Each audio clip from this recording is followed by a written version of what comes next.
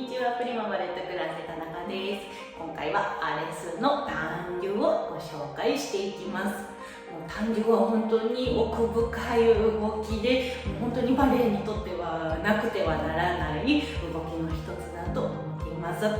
そんな単流の基本的な動き方のおさらいであったり、今回のこの振り付けを通してぜひ大切にしていただきたいことをお伝えしていますので、ぜひ最後までご覧いただいて、予習や復習、普段のレッスンがより楽しいものになったら嬉しいです。では早速始めていきましょう。5番から前奏で手を開きます。そしたら前に単流を2つしたら後ろから1番通過して前に入っていきます。首振りへ伸ばして5番、後ろも一緒、単流を2つしたら前の足が1番通過して後ろ首伸ばす、あらせ5、2つ単流、ここも1番通過するようなつもりで出して首5番、そしてアンクルは全部の方向に出して後ろからクロッシュ入れて5番です。そしてリバース同じ動きになります。1 and 2 and 3 and 4 5 6 7 8、前に2つ1本通過して伸ばす、あらせの2つインサイド首振りへアンクロは3 4 6 7 8でおしまいになります。単流、本当にシンプルですけれども奥深い動きで、本当にバレエには欠かせない動きの一つだと思います。基本の動きなので、もう一度基本をしっかりおさらいしていただきたいんです。まず動きの流れとしては、この作っているこのターンアウトをやめずに足先までスクリューのように回しながらデミとポイントを通過してぐーっと動いていくという動きになります。で、最後に、ちょっともう一度改めて伝えようと思ってるんですけど、必ずお膝は伸びたままスーッと元のポジションまで戻れるようにするのもとっても大切なことです。で、このデミからポイントに入る瞬間が、キュッと指を丸めてしまう方をよくお見かけするんですけれども、絶対に丸めてしまわないように気をつけてみてください。デミを通過する、ここでしっかり足裏がきっと使えていると思うので、その足裏の力をやめずにスッとつま先で床を押しに行くような感覚でデミからポイントに入ってください。そうすることによって次のデミポイントにまた帰って5番に入っていくと思うんですけれども、そのデミの時に足の裏の力がファって抜けるのを防げると思います。ここでポイントで丸めてしまっていると、次指を解放するしかなくなってしまうので、指をスッと床を押しておいてあげて、スッとデミに入ってもその足裏の力をやめずに5番に入っていけるように、ちょっとこの基本の、1個目は、デミとしっかり通過する、ターンをやめない、で、お膝を伸ばすこと、そしてそのつま先は丸めずにしっかり押しに行くような感覚で単流の動きをこれからぜひ一緒に練習をしていけたらいいなと思います。で、今回のこの動きを通してぜひ意識的にやっていただきたいのが、内ももから送り出して単流を出していくっていうのをちょっと意識的にやっていただきたいなと思います。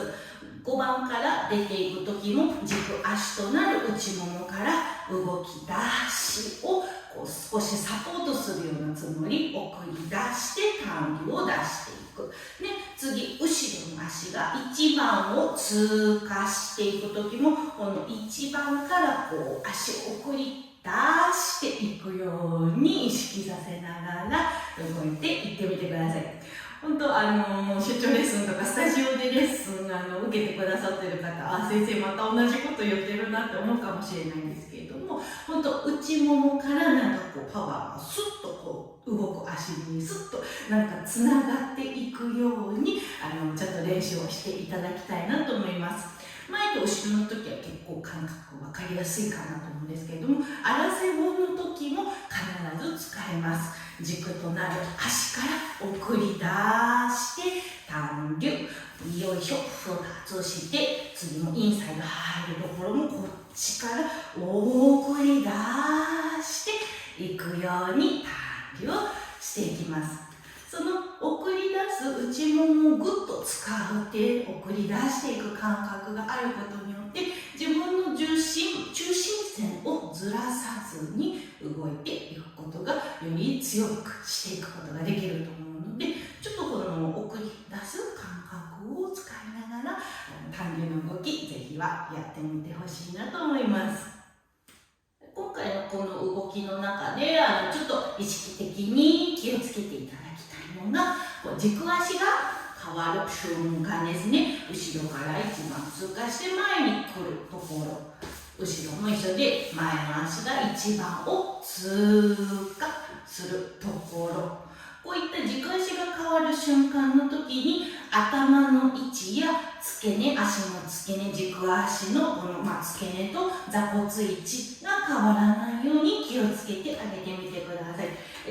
今だったら、後ろが終わって前から一番通過して後ろとか行く時にこのようにちょっとずれてしまっているのが見えますよね。ずれてしまわないように軸となる足そこに置いておく、頭そこに置いて次のポジションに両足が動いていけるように意識します。横の時も一緒で2つしてインサイドの足が横に出てくるなという時にスッと逃げてしまわないように、ここ付け根、座骨、頭、耳の位置も気をつけながらインサイドの足を出して、常になんか1センチ高いところで体を使うことによって、よりこの引き上げる力、体上半身をスーッと上に持ち上げていく力につながっていくので、ちょっとこの軸の足が変わる瞬間、うっと体1センチ高い位置をキープさせながら動けるように練習をしていきましょう。さあ、最後になりますけれども、最初の基本の動き方でもちらっと言っていたんですが、お膝を本当に伸ばしたまま5番、または1番とかね、ポジションに戻ってこれるように徹底的にこちらの動画を通して練習をしてほしいなと思います。本当よく単流、ここまでお膝伸びてるのに5番に入る瞬間にふわーっとなんかお膝が緩んでしまう方、本当によくお見かけするんです。とってももったいなくって、お膝を絶対伸ばしたまま元のポジションまで戻ってこれるように練習していただきたいんです。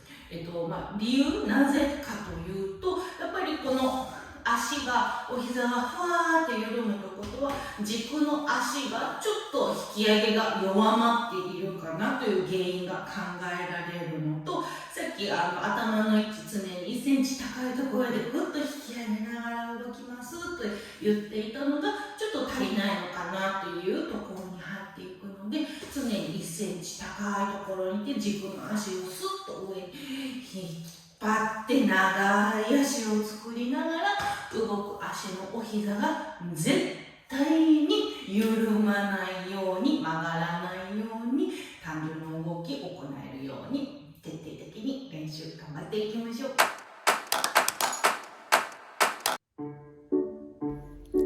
最初の5番で立っている地点からしっかり両足で押し合いっこをしている状態、内ももと内ももがぐっと入っている状態を作っておきましょ